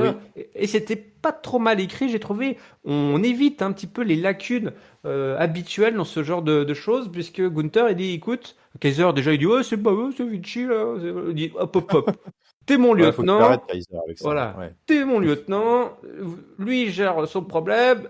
Si j'ai un problème, je sais plus comment il a formulé ça, mais si toi tu merdes, t'as un problème avec moi. Et si Vinci merde, tu as aussi un problème avec moi. Donc grosso modo, Tu vas avoir un problème. tu vas avoir un problème. Et, oui, oui, oui, puis il reparle oui, oui, un petit peu en pleurant, comme ça, un petit peu en pleurant. Semaine prochaine, signature de contrat pour le match intercontinental. Hein. Ça y est, on y va, Giscal. C'est parti. Ah, ça y est, on y va. Ouais, ouais, écoute, pas pareil. Voilà, c'est le prolongement de ce qui s'est passé la semaine dernière. Tommaso Ciampa qui passe au travers des lieutenants de Gunther, avec plus ou moins d'aisance. Mais en tout cas, voilà, les matchs sont plutôt cool à suivre, je trouve. Ouais. Et puis j'ai bien aimé, voilà, ce sur quoi tu viens de finir avec ce petit recadrage de Gunther, parce qu'il était temps, là, je trouvais que Kaiser, là, il commençait à m'énerver un peu à chaque fois que ça se passait mal pour son copain, il le jetait un peu sous le bus, là. Bah voilà, maintenant, il faut qu'ils assument tous, là, le- les lieutenants ne font pas le travail, et donc c'est le Mm. père, c'est le père Gunther qui va devoir remettre les horloges à l'heure là. Donc autant, moi, je trouve que cette dynamique de groupe est assez marrante. J'aime bien parce qu'en plus massif, enfin, il est 10 fois plus massif qu'eux. Et donc ouais, côté, il les martyrise un peu la méthode dure, hein, l'enseignement à la dure. Là, je trouve ça assez fun à regarder. Et puis bah, Tommaso Ciampa qui continue son petit bonhomme de chemin. Il va faire un challenger, écoute, ma foi, relativement sympa, parce que je pense qu'il y a moyen qu'il donne ces deux-là et qui nous donne un Ouais. petit match très très cool. Donc, ok, ok, ok, pour prolonger le règne de Gunther tranquillement. Ce programme, pour l'instant, je trouve, se déroule bien. Oui, je suis d'accord avec toi. Ça roule tout seul. Les agents sur le terrain savent faire leur boulot. On nous raconte ça plutôt bien, l'avant, le match et l'après-match. C'est plutôt bien ficelé. Donc voilà, un contender intermédiaire et puis qui va probablement nous donner un match assez intense où les deux hommes ne vont pas retenir leur coup. C'est ça. Seth Rollins, le tourment du champion du monde poids lourd. Voilà, il arrive, il débarque. C'est le moment de chanter le theme song si on ne veut plus voilà avoir Shinsuke Nakamura qui passe son temps à l'éviter. La foule chante, donc voilà, il maîtrise la foule, il fait ce qu'il veut avec la foule. Il reste plus qu'une chose à faire, comme on est tous d'accord. Je veux un match, un rematch, mais Nakamura, il se cache, il passe son temps à me casser les couilles là avec ses vidéos sous-titrées, j'en ai marre. Je veux ma réponse ici et maintenant. Et s'il accepte pas, bah, c'est fini là. Au Allez hop. suivant. Au suivant. Il y, a, il y a du monde derrière, visiblement, il y a du monde. Je sais pas qui. Il peut se prendre son temps, donc ça veut bien dire ce que ça veut dire. Et Nakamura, il revient avec ses sous-titres sur le site en tronc. Et ouais, donc il faut lire. Et Il oui, faut lire, Giscal. Il faut ça y lire. est, c'est Et, reparti. Il va et c'est falloir parti, presser les yeux. une fois de plus, c'était quand même bien ficelé, hein, ces petites vidéos, moi j'adore. Il Ah, dit, ouais. franchement, j'étais à fond dedans. Il dit, voilà, Rollins, t'as tellement de choses que tu veux, mais tu peux rien y faire, ton corps l'abandonne. C'est pour ça, là, tu en donnes trop, tu en fais trop. Et à la fin, il ne restera plus rien que d'autre que de la poussière, hein, de Seth Rollins. Tu n'as pas de patience. Tu veux un match, donc on va faire un match, mais on va faire un match si brutal, tellement dur que Seth Rollins ne pourra même plus marcher, ne pourra même plus se relever. Donc on commence à ce moment-là à avoir jusqu'à mon avis dans ta tête, les neurones commencent un peu à se connecter. On voit un petit peu, on va en venir. La conclusion de tout ça, c'est que Rollins sera humilié. Nakamura humilié et libéré de la ceinture, hein, libéré du championnat. Nakamura accepte le challenge dans la Last Man Standing match. On verra quel homme restera debout. Donc une grosse stipulation, la Last Man Standing match. Moi j'aime bien ces stipulations de la WWE. Et puis derrière, là, j'ai trouvé on a tiré la confiture. On a tiré la confiture pour ceux qui n'ont pas compris, qui n'ont pas lu les sous-titres. Relit nous explique un petit peu ce qui vient d'être dit, un petit peu d'être fait. Donc Oui, ça, c'était un petit peu nul, un petit peu nul. C'était même nul, je vais le dire. Voilà, oui. je pose les mots, nul. Mais après, il se rattrape un petit peu. Commence à reprendre le truc. Et voilà, son dos qui est complètement caissé. Là, c'est pas une faiblesse, c'est une force. Et la seule façon de m'humilier, la seule façon pour lui de se sentir humilié, c'est s'il n'y va pas à 100%, tout simplement. S'il refuse le combat. Donc, il ne va pas refuser. Il y va à 100%, 100%. Son 100%, c'est ce qui fait qu'il était champion du monde, hein, finalement. Bien sûr. Donc, Nakamura est tout simplement fou de demander ça à un last man standing match, puisque il n'y aura qu'un seul homme à pouvoir marcher après leur rencontre, et ce ne sera pas le japonais. Donc il faut lire les sous-titres. Si on lit les sous-titres, eh ben c'est très bien cette rivalité. C'est très très très bien. Bah oui. Bah écoute, enfin, en tout cas, si on lit pas les sous-titres, de toute façon, il y a toujours Seth Rollins qui peut nous faire un récap derrière. Donc ça, c'est l'avantage. Oui. Non mais j'ai trouvé qu'il a un peu abusé. Je dis bah attends mais mec, Ouais. c'est bon. Ouais. Et Ouais, ils, on a lu, on a lu. ils se font chier à faire des jolies vidéos avec des sous-titres et puis après derrière il faut que le mec il nous récap tout. Mais bon, bon non, non mais bon indépendamment de ça, écoute, alors je pense que je suis un peu moins client que toi sur ce sujet, mais je veux bien reconnaître que en tout cas ce petit package vidéo était plutôt sympa à regarder. Et puis ce côté un petit peu ouais, à la fois machiavélique et en même temps tu te demandes s'il est pas un peu possédé là. Enfin, c'est Nakamura qui se dit qu'en fait ce match, d'une certaine manière, il le fait pour Seth Rollins, pour le libérer du fardeau Ouais, d'être champion et pour qu'il puisse enfin, voilà, sa famille, accepter sa voilà. condition en quelque sorte d'homme brisé. Ouais, il y a un côté assez ésotérique, ouais, qui est sympa, ce qui est sympa.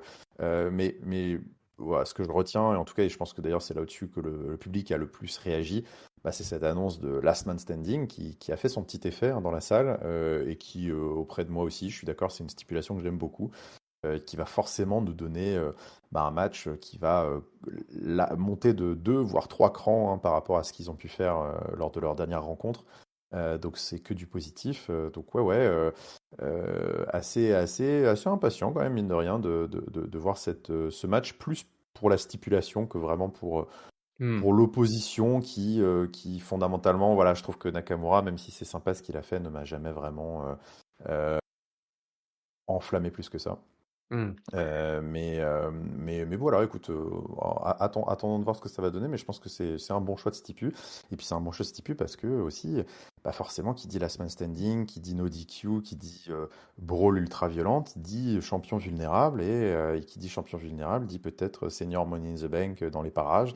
Oh là là là là. Donc tout ça augure, bah ouais, beaucoup de possibilités. Ce qui rend ce match forcément un peu plus indécis et donc bah, plus excitant. Donc ouais. Bah, j'espère que t'es autant excité que Ricochet, hein. Ricochet qui arrive juste derrière, ce gros loser une fois de plus. Alors, si on pouvait être... Je pensais pas qu'il pouvait être encore plus loser qu'il ne l'a été la semaine dernière, mais alors là, le mec arrive, c'est un loser en béquille.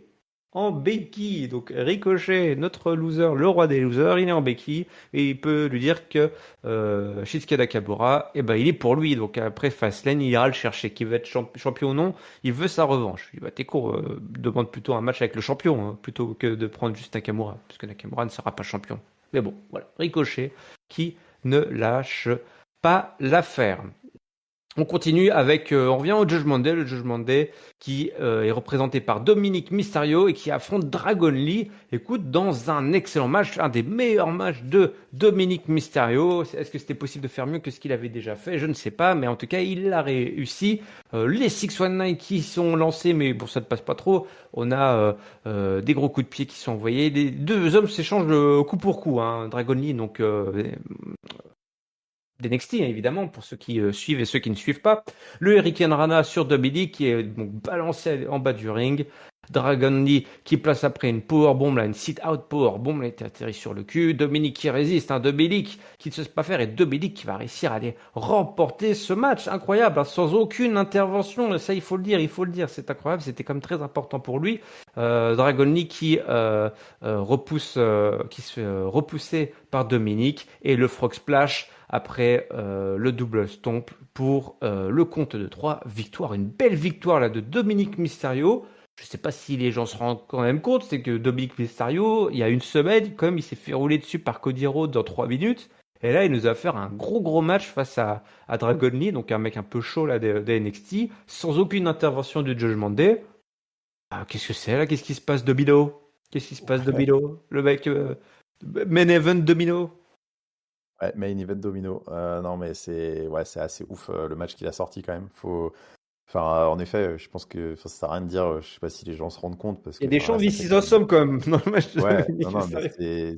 c'est assez monstrueux ce qu'il vient de faire, je trouve, en termes de qualité in-ring. Alors voilà, Dragon Lee lui a donné magnifiquement la réplique, mais t'as quel taf de domino. Et en fait, moi, c'est vrai que quand je vois un match comme ça, je peux pas m'empêcher de repenser à là où il en était l'année dernière. Enfin, et c'est ouf, en fait, la progression, mais c'est fulgurant.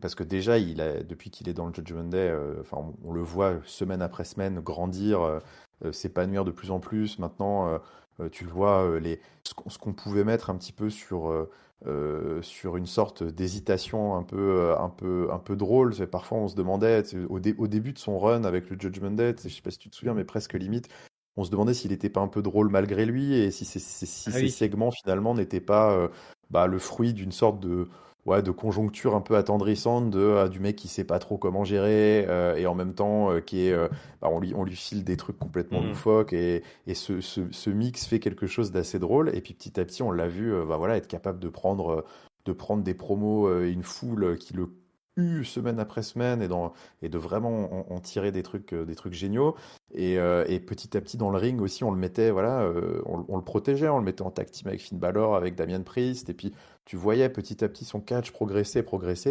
Euh, et là c'est vrai faut quand même se dire que Dominique Mysterio, il travaille c'est quasiment systématique, les 3 shows Oui. principaux de la WWE toutes les semaines. Il est quasiment tout le temps à NXT. Ils lui ont filé une ceinture de NXT. Il est tout le temps à Raw, tout le temps à SmackDown. Il a quasiment des matchs sur les 3 émissions tout le temps. Et maintenant, il est capable d'envoyer 10 minutes de super haut niveau en défense de titre contre contre un mec qui est quand même un sacré client et d'envoyer, on va pas parler de masterclass, mais enfin d'envoyer quand même des putains de matchs. Enfin, c'est ouf quoi. Enfin, le niveau qu'il est en train d'atteindre, je trouve, en si peu de temps est assez dingue. Donc, ouais, moi j'ai été complètement bluffé par ce match. J'ai été très captivé. Pourtant, la lucha, le côté high fly, machin, gymnastique, tout ça, c'est pas trop mon délire. Mais ouais, je dois reconnaître que j'ai vraiment pas décollé pendant les 10 minutes. J'ai trouvé le match super divertissant. La victoire clean de Dominique est clairement une vraie surprise. Et d'ailleurs, ouais, renforce un peu mon côté, ma suspicion du choix de booking de la semaine dernière que j'avais trouvé quand même un peu expéditif sur Dominique Mysterio qui ne rendait pas spécialement ni service à Cody ni à lui. Mais en tout cas, voilà, ils ont bien remis les points sur les i cette semaine à Raw. Énorme défense de titre. Et encore une fois, entre l'introduction, ce segment, et puis bah, on n'a pas fini de voir Dom Dom ce soir, bah, encore un énorme Monday Night Raw de Dominique Mysterio. Ouais. Bon, enfin, juste qu'il s'entraîne sur les doubles nœuds. Hein, parce que Oui. quand il a essayé d'attacher le masque de Dragon Lee qui dispose de lanière, il a fait un nœud. Mais ça, c'est très drôle aussi. Ça c'était fait pendant la pub, je crois. Donc on n'avait pas vu s'ils ont mis un petit replay. J'ai dit, mais qu'est-ce qu'il a foutu? Le con, oh, il l'a attaché. Il l'a attaché. Merde. Donc en plus, c'était marrant, c'était fun ce match. Dominique, on t'aime, on t'aime, on t'aime. Nia Jax, est-ce qu'on l'aime? Je ne sais pas, mais Nia Jax, elle va devoir s'expliquer. Interviewé par Michael Cole, le pauvre, l'homme qu'on envoie un petit peu en danger là, au ring pour l'interview. Pas grand chose à dire, hein. Nia Jax, à part je suis venu pour taper, je suis venu pour détruire les unes après les autres. Et puis voilà que Zoe Stark débarque et puis qui vient faire un gros face-à-face. Ça, c'est même un nez à nez. Un nez à nez avec Nia Jax, elle lui rentre bien dedans. Elle dit bah écoute, tu m'as roulé dessus, mais tu m'as attaqué de dos. Donc ce soir, on va se mettre sur la tronche. Nia Jax la repousse et puis c'est un petit peu la mini brawl entre les deux femmes. Derrière, un match Nia Jax versus Zoe Stark qui va être remporté évidemment par Nia Jax. Donc le premier match de Nia Jax hein, depuis son dernier, depuis le Rumble où elle avait fait un petit retour. Stark, bah écoute, bah, non, bah, au moins tu te trompes pas en disant ça. Zoe Stark donc qui match, voilà, un moustique, elle lâche pas Nia Jax. Elle veut même la porter un moment, elle y parvient quasiment, hein, porter Nia Jax sur ses épaules, mais elle s'effondre et Nia Jax, donc une fois qu'elle se fait écraser comme une crêpe là, et puis elle fait sa descente du fessier là, hein, qui humilie son adversaire, son opposant hein, sur Zoe Stark. 1, 2, 3, victoire de Nia Jax. Et puis une Zoe Stark, voilà, j'ai trouvé que Zoe Stark avait tiré son épingle du jeu dans un truc qui était plus ben voilà, une séquence dédiée à Nia Jax qui bon, est venue pour tout détruire. Donc voilà. Voilà, Pas de gros changements hein, Non, pas de gros changements en effet. C'était petit sur le épisode de profil. transition. Mm. Continuer de booker Nia Jax. Bon, c'est le syndrome. Moi, c'est ce que je regrette toujours un petit peu dans la division féminine. Hein. C'est le syndrome du un champion, un challenger, et puis advienne que pourra pour les autres. C'est Ouais. souvent.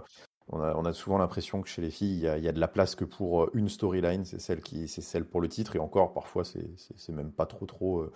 C'est même pas trop le cas. Mais bon, bah voilà, là, donc, bah, en ce moment, la challengeuse claire, destinée, c'est Nia Jax. Mhm. Donc, bah, Nia Jax va rouler sur tout le rooster. Et puis, en fonction de si elle gagne ou si elle perd contre Rhea Ripley, et ben, ce sera une autre qui aura le spotlight pendant 2-3 semaines et puis qui roulera sur tout le monde. Bon, c'est pas super enthousiasme, c'est pas très très fun à suivre, surtout que les matchs de Nia Jax sont vraiment pas enthousiasmants, en tout cas me Non. concernant. Mais je suis d'accord, presque, tu as envie de dire que sur 3 minutes, écoute, Zoe Stark aura eu le mérite peut-être de nous faire un tout petit peu lever le sourcil à un moment. Donc on va prendre ça pour un positif. Oui. Mais bon, en tout cas, voilà, de mon côté, c'est déjà, je pense que j'avais dû dire la semaine dernière, hâte que Nia Jax se fasse plier par Rhea Ripley et puis qu'on puisse passer à autre chose. Exactement. Le Miss TV reçoit un invité prestigieux, mais un invité qui va un petit peu répondre de son comportement, de ses actions, de l'absence d'action de la semaine dernière. Drew McIntyre, l'Écossais psychopathe, est là et le Miz rentre tout de suite dans l'art. Il n'a pas mis les gants. Il dit, écoute, c'est la première fois que tu vas parler depuis que t'as pas aidé Jey Uso pendant qu'il s'est fait attaquer par le Judgment Day. Écoute, ici tu peux parler librement, sans jugement. Dit c'est quoi ta question? Il dit bah écoute j'aurais fait comme toi moi mais pourquoi t'as rien fait? Il dit écoute je suis pas comme toi dit c'est bizarre comme ce que tu fais, dit le bise. C'est exactement ce que moi j'aurais fait. T'étais un champion. Et puis là, le bis commence un petit peu non seulement il a retiré les gants, mais là il met des bris de verre sur tel Jean-Claude Van Damme, tu vois, pour aller attaquer Drew McIntyre. Il dit bah voilà, t'étais un champion WWE invisible. Donc pendant la Covid mania, on se souvient, la Covid era. Puis t'as fait ton titre. C'est un peu un ancien champion, un peu dans le désert. Hein. C'est la marche du désert, un peu pour Drew McIntyre depuis, c'est vrai. Et puis il a une chance, souvenez-vous, hein, Clash at the Castle. Certains y ont cru ici à Catch-Up. D'ailleurs, on n'a plus de nouvelles de ces gens-là. Mais la Bloodline est intervenue, puis à partir de là, plus de confiance, hein. Plus de confiance. Drew McIntyre, Jay, il revient, c'est pas cool, c'est pas cool. Et puis McIntyre dit que voilà, karma is a bitch. Il dit bah écoute, t'as bien raison, mon poteau, qui dit Louise. À ce moment-là, il dit écoute, au fait, t'as fait de quoi de se prendre la place par Cody Rhodes la semaine dernière, donc il remet une petite pièce.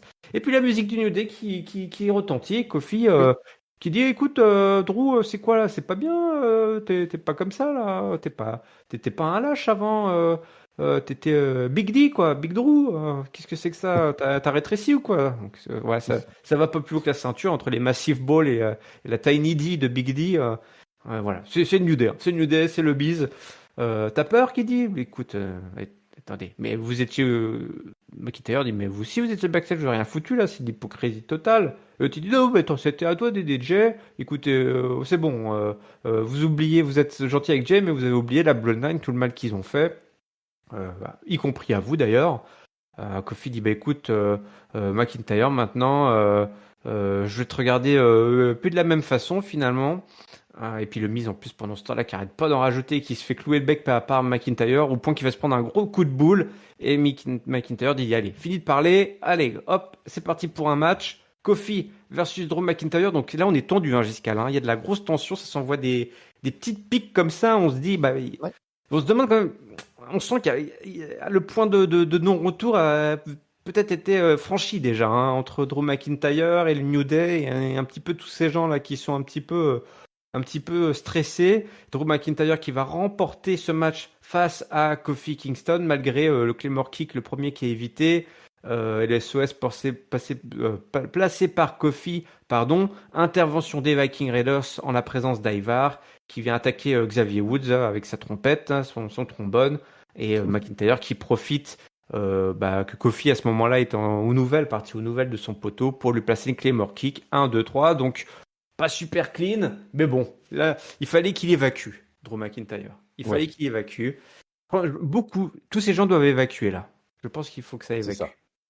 Ouais, ils avaient besoin d'évacuer. Non, bah écoute, alors moi j'ai trouvé, globalement j'ai adoré les 20 minutes qu'on a eu de toute cette histoire. J'ai trouvé que tout c'était super sympa à regarder. Ce Miz TV, moi, m'a fait mourir de rire avec ces interactions entre Drew McIntyre et le Miz et Drew McIntyre qui a dit 4, 5 fois à Miz de fermer sa gueule parce qu'à chaque fois il se sentait obligé de la ramener. Je trouvais que c'était énorme. Et puis le bon gros coup de boule à la fin pour ponctuer là. J'ai trouvé, écoute, bon, en effet, c'était un peu en dessous de la ceinture, mais j'ai trouvé que le côté Big D, et puis justement le Miz qui à un moment dit ouais, vous parlez pas comme ça à Massive Miz et Big D, je sais pas quoi. Et je trouvais que c'était assez marrant. Mais bon, moi, cette Oui, humeur-là, je suis très client, hein. Et non, mais globalement, voilà, je trouve que c'est sympa aussi ce qu'ils font avec Drew McIntyre, ce heel turn tout doux. On sent qu'il en a gros sur la patate depuis un moment. Et ils se servent du New Day comme catalyseur un peu de ce heel turn parce que Xavier Woods et Kofi Kingston qui ont toujours été très proches, qui ont toujours respecté McIntyre, je trouvais ça assez cool, hein, le passage de Xavier Woods qui dit ouais, le vrai McIntyre il aurait jamais réagi comme ça, qu'est-ce qui s'est passé, on comprend pas, pourquoi t'es comme ça maintenant, enfin tu vois, genre, une sorte d'intervention un peu des copains quoi. Mais ouais, Drew, tu sens que voilà, c'est vraiment profond ce qu'il a en lui là, ça le ronge. Et donc il a besoin d'évacuer et tu sentais cette frustration un peu et cette colère qu'il avait là pendant le match contre Kofi Kingston, qui était un match assez agressif, assez ouais, plein de rancœur. Donc je trouvais que tout ça prenait bien le prolongement du segment micro. Et puis l'intervention après d'Ivar, histoire d'offrir un prétexte, on va dire, pour une victoire pas complètement clean, comme tu as pu le dire. Tout ça est pas mal. Et puis ça ouvre en plus la petite porte scénaristique de Drew McIntyre qui, une nouvelle fois, ne vient pas sauver. Et oui, il part aussi une fois de plus là. Hein. Pas encore une fois, parce que Ivar, du coup, tabasse Kofi Kingston. Et donc, Drew McIntyre qui se retourne, il regarde, il se dit j'y vais pas. On sent qu'il est quand même encore un peu tiraillé, c'est pas très très net. Hein. Mais bon, finalement, il se dit allez, vas-y, ils font chier, je me tire, c'est plus mes oignons, c'est plus mon Ah affaire. ouais. Donc tout ça est pas mal. On y va tout doucement. Je trouve que c'est assez cool. Ouais. Et puis d'ailleurs, petit détail qui tue, hein, mais on ne s'y trompe pas à la WWE. Hein. On avait été tous très impressionnés la semaine dernière du moonsault d'Ivar qui aurait mérité 3, hein, Et ben ouais. clairement. Et ben, tu vois, ils savent hein, ce qui plaise. Hein. Ils savent ce qui plaît, donc ils nous en ont resservi une petite louche. On a eu le droit au moonsault d'Ivar, absolument dévastateur, donc pour mon plus grand plaisir. Donc voilà, qui a capé 20-25 minutes que j'ai trouvé très très cool. C'est un programme de mid-card que je prends pas mal de plaisir à suivre et hâte de voir Drew McIntyre exploser et peut-être reprendre du poil de la bête. Ouais, moi j'ai kiffé hein, ce moment où Drew McIntyre justement ne vient pas et porter secours à Kofi Kingston. J'avais peur.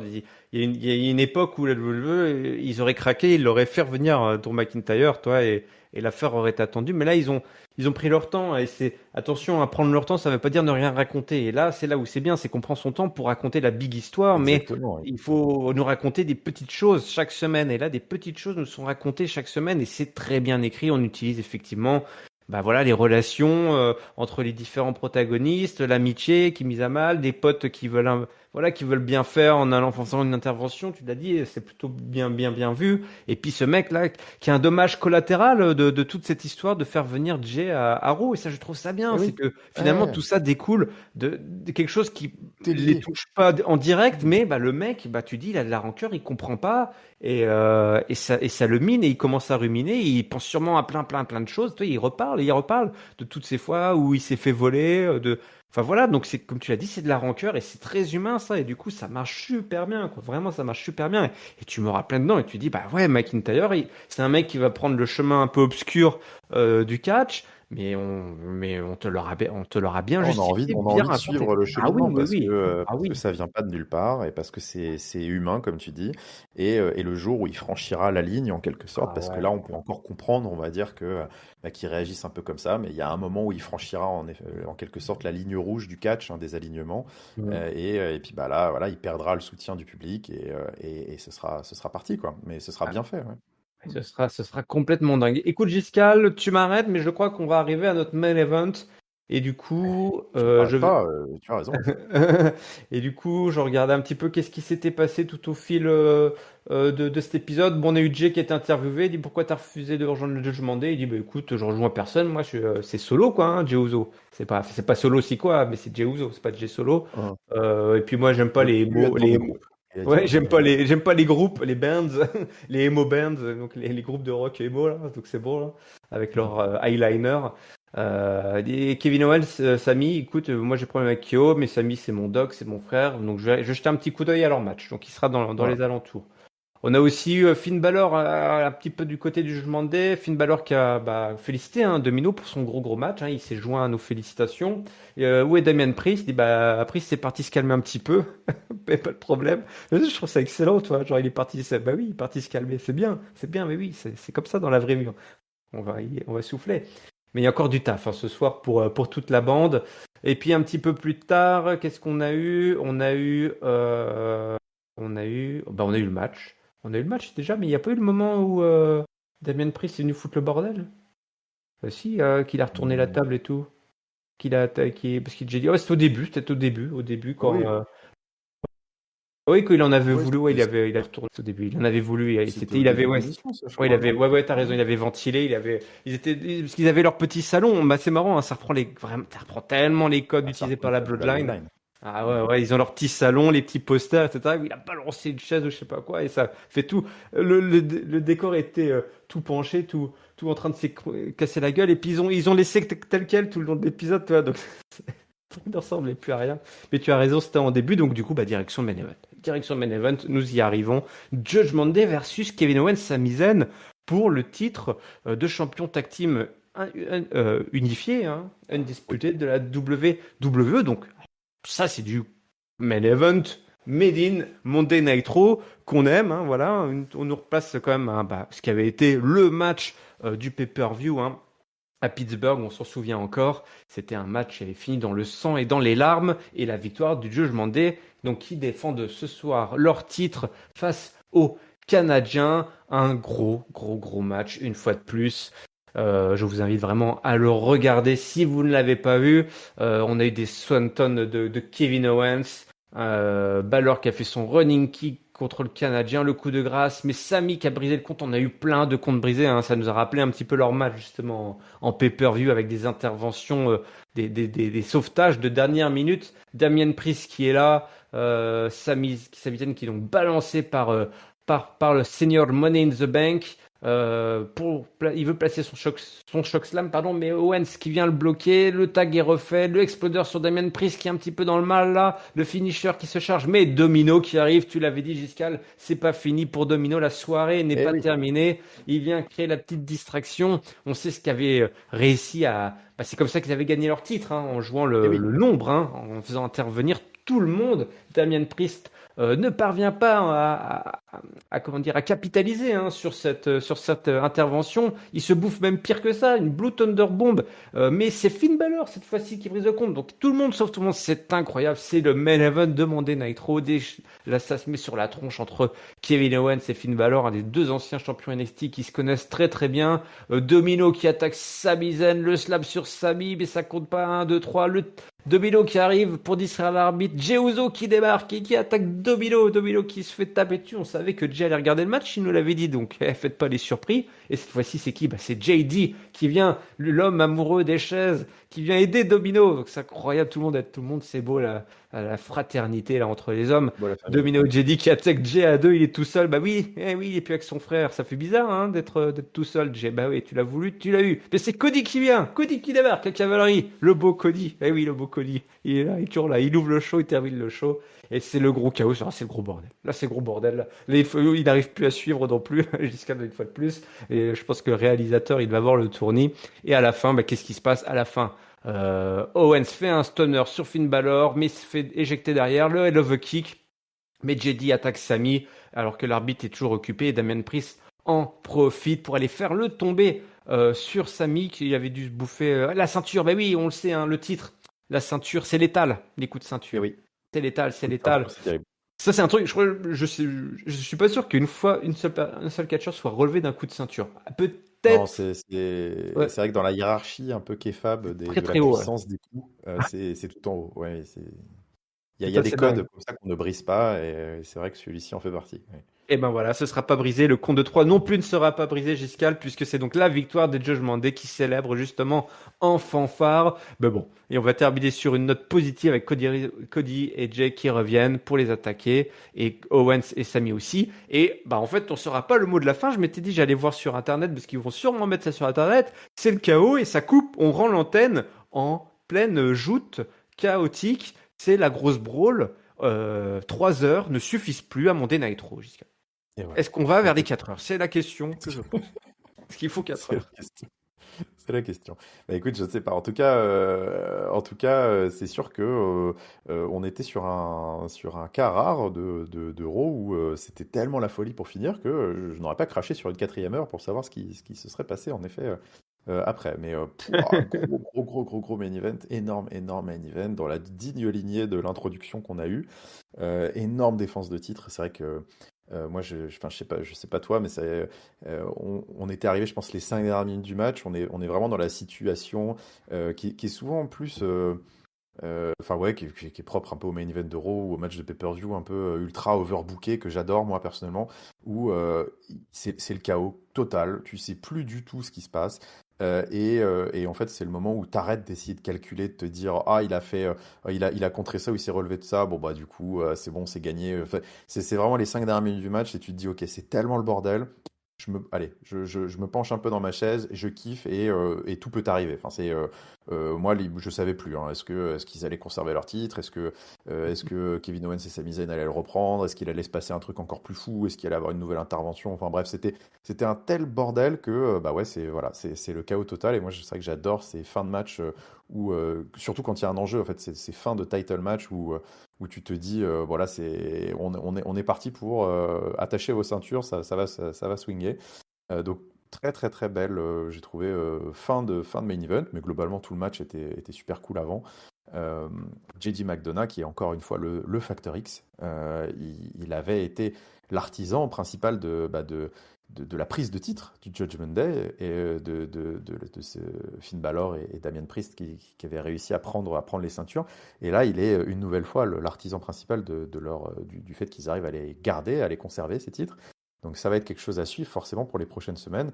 JD McDonough qui est excommunié semaine après semaine par Damian Priest et en même temps qui reste super pote avec Finn Balor, qui leur fait conserver les ceintures. Donc forcément il va se passer des trucs de nouveau et je trouve que c'est assez cool à suivre. Et puis bah, après voilà les gentils qui subissent un nouveau coup d'arrêt, mais en même temps tu sens qu'ils commencent à en avoir un peu ras le cul de se faire donner la leçon du numbers game et à chaque fois que le Judgment Day est le dernier mot. Donc on sent quand même se diriger vers. On sait qu'en fin d'année il va y avoir les Survivor Series qui vont arriver juste après. Forcément, on a quand même l'impression que là, cette scène de Monday Night Raw prend forme autour de cette bataille au sommet écoute, ce serait pas inintéressant du tout d'avoir un grand affrontement pour tout régler au Survivor Series. Donc tout ça était très cool. Ouais, gros finish. Survivor Series, 25 novembre, hein, à Ouais, Chicago. en plus. Donc effectivement, on y arrive, on y arrive. Et effectivement, bon, là, tu le sens là, le Wargames de Triple Ouais. H. Ouais. Bah, ça s'y prêterait pas trop mal. Ouais. Oui, oui, je pense que là, faut pas trop se poser de questions. Et je serais pas contre effectivement une bonne guerre des tranchées là entre ces deux factions qui nous ont proposé un incroyable main event. J'ai adoré l'opener, j'ai adoré le main event. C'était le chaos du début à la fin et entre les deux, il s'est passé pas mal de choses. Du coup, c'est l'heure du mot de la fin. Mon Giscard, je sais, c'est pas facile des fois, mon Night Raw, il se passe tellement de trucs. Et Mais oui. du coup, il y a du choix. Il y a du choix Ah, il y pour a ton du choix. flop, pour ton top et pour ta note, s'il te plaît. Eh ben écoute, pas simple de choisir un top, mais écoute, je vais rester sur bah, le segment, je pense, sous lequel j'ai donné le plus de louanges, et puis je vais vraiment le donner, mon top ouais, à Dominique Mysterio cette semaine, qui, non content d'être au four et au moulin dans toutes les émissions et de se faire huer, maintenant commence à envoyer des énormes défenses de titre comme un patron. Ouais. Finalement, ils ont désespérément cherché pendant des années à trouver le successeur de Rey Mysterio à la WWE. Bah, en fait, il suffisait tout simplement d'aller chercher peut-être son fils. Ouais, c'est assez fou l'éclosion de Dominique Mysterio et j'ai trouvé que cette semaine c'était peut-être un de ces Monday Night Raw les plus aboutis parce qu'on a tout eu. On a eu le micro, on a eu le in-ring, on a eu l'implication de l'overbooking en main event, son rôle clé dans cette faction. Et puis c'est aussi, on peut le voir aussi depuis 2 3 semaines, bah, d'une certaine manière, voler de ses propres ailes aussi sans Rhea Ripley et ça marche. Mm. Donc ouais, c'est mon top indiscutable cette semaine, même s'il y avait beaucoup de bons moments. Mon flop, bah écoute, mon flop, je vais le donner juste pour le plaisir, parce que très sincèrement, j'ai pas de segment vraiment in-ring ou micro qui m'a déplu cette semaine, mais je vais le donner à notre cher Ricochet, qui a continué sa spirale de la loose. Là, il m'a fait de la peine encore une fois. Là, la semaine dernière, on avait passé un petit moment pour dire à quel point son interview backstage était une belle interview de loser. Allez, il est revenu cette semaine sur ses béquilles, là, comme un gros naze, dire que, ouais, peu importe ce qui se passera avec Shinsuke à Fastlane, je serai là, c'est pas fini. T'avais envie de lui shooter dans sa béquille et de lui dire, mais si, c'est fini, mec, casse-toi, là. Je- Arrête de nous emmerder. Donc, ouais, je vais le donner au flop de ce booking de loser, là, de Ricochet. Ouais, c'est vrai. Et puis bah sinon, bah écoute, ma note, elle va être bonne, hein, parce que comme je dis, hein, si je dois donner un flop Ouais. à un truc qui a duré 20 secondes dans Mhm. l'émission, c'est que c'est plutôt bon signe. Et puis, bah ouais, j'avais rappelé que la semaine dernière, j'avais donné un 3 d'encouragement à SmackDown et plutôt un 3 un peu warning à Raw parce que j'avais un petit peu peur.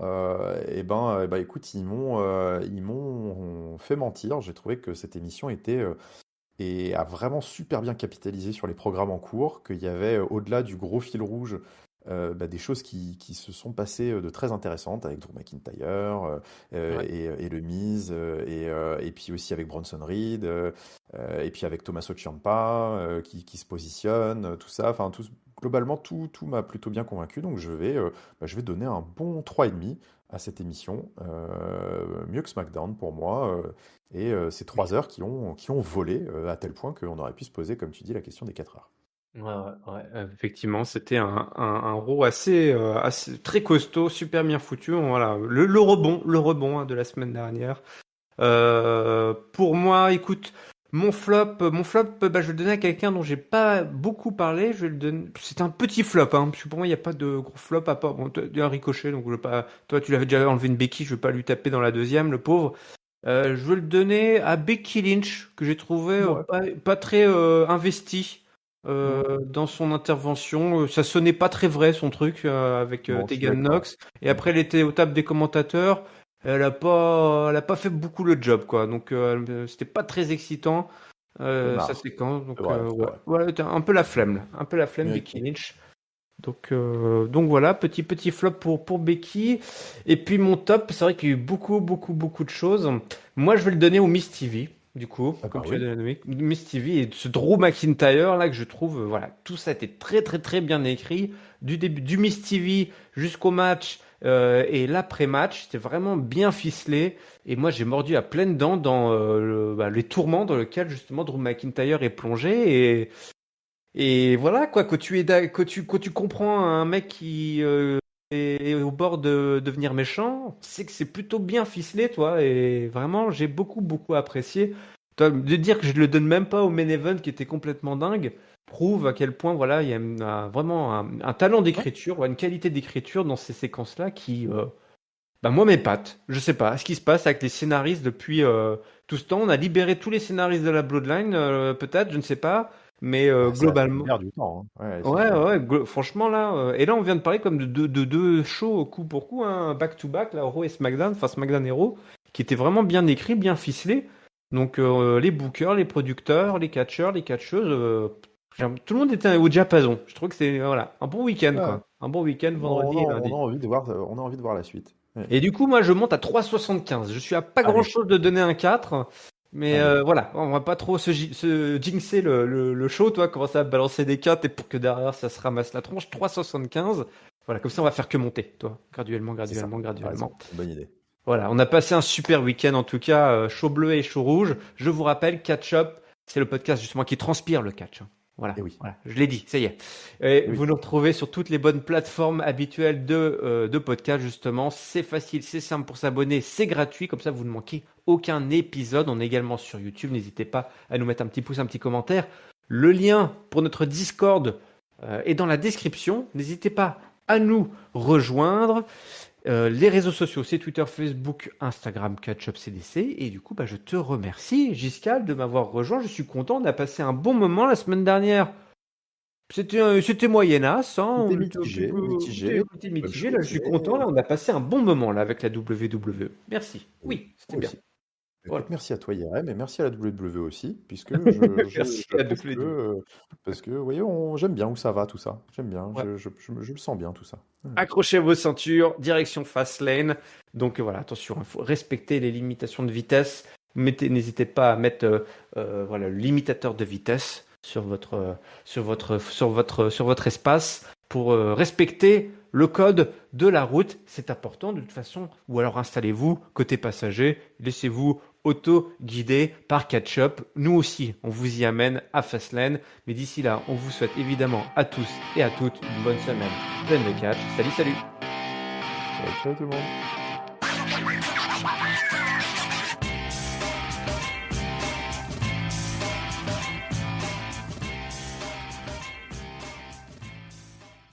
Kiff kiff les bourricots.